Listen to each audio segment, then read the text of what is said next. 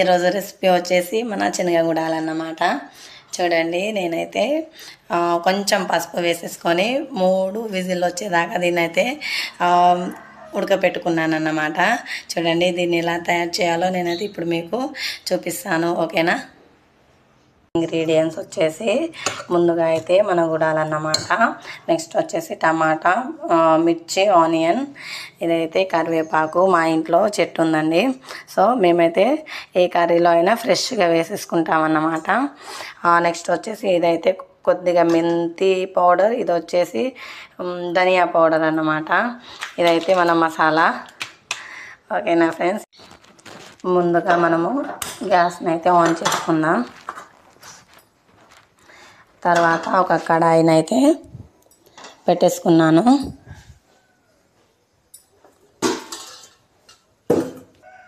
చూడండి, పెనం అయితే కొద్దిగా వేడైన తర్వాత ఒక 2 చిట్టీల నూనె అయితే వేసేసుకున్నాను అన్నమాట.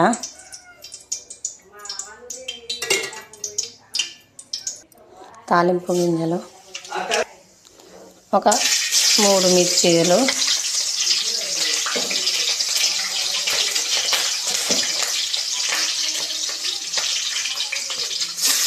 ఒక 2 ఆనియన్స్ అయితే కట్ చేసుకొని పెట్టుకున్నానండి. ఒక 2 ఆనియన్స్,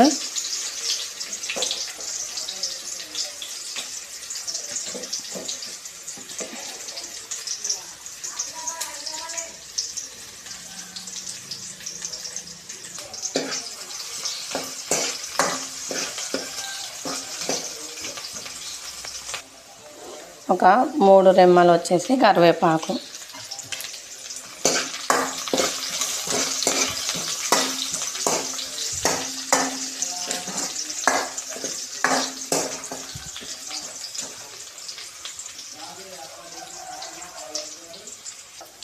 తాలింపు అయితే చక్కగా ఫ్రై అయింది కదండి. సో ఇప్పుడు వచ్చేసి శనగలు అన్నమాట, వీటిని కూడా వేసేసుకుందాం.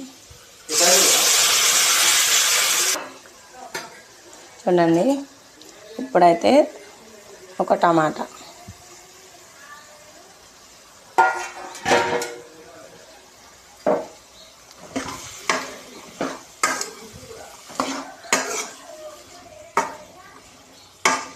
చక్కగా కలుపుకొని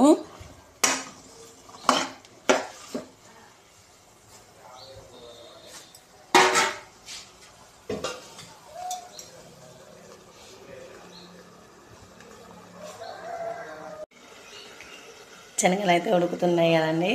సో నేనైతే ఇప్పుడు మీకు ఒక మంచి టిప్ అయితే చెప్తాను.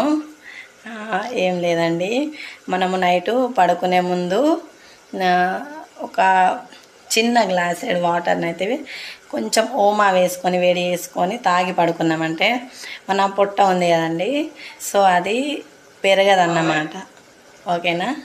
ట్రై చేయండి. మూత తీసి చూద్దాం ఎలా అయ్యాయో. ఓకే, ఇప్పుడైతే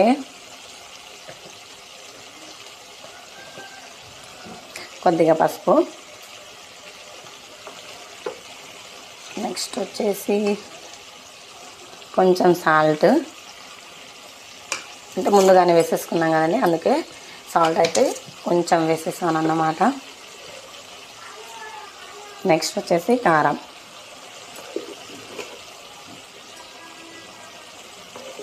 కారం తక్కువ తినేవాళ్ళు కొంచెం తక్కువ వేసుకోండి, మేమైతే కొద్దిగా ఎక్కువనే తింటామన్నమాట. నెక్స్ట్ వచ్చేసి పొడులు, మెంతి, ధనియా పౌడర్,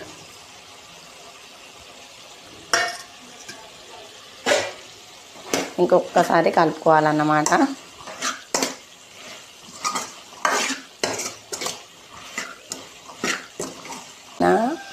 గుడాలు అయితే శనగ గుడాలు రెడీ అయిపోయాయి అన్నమాట.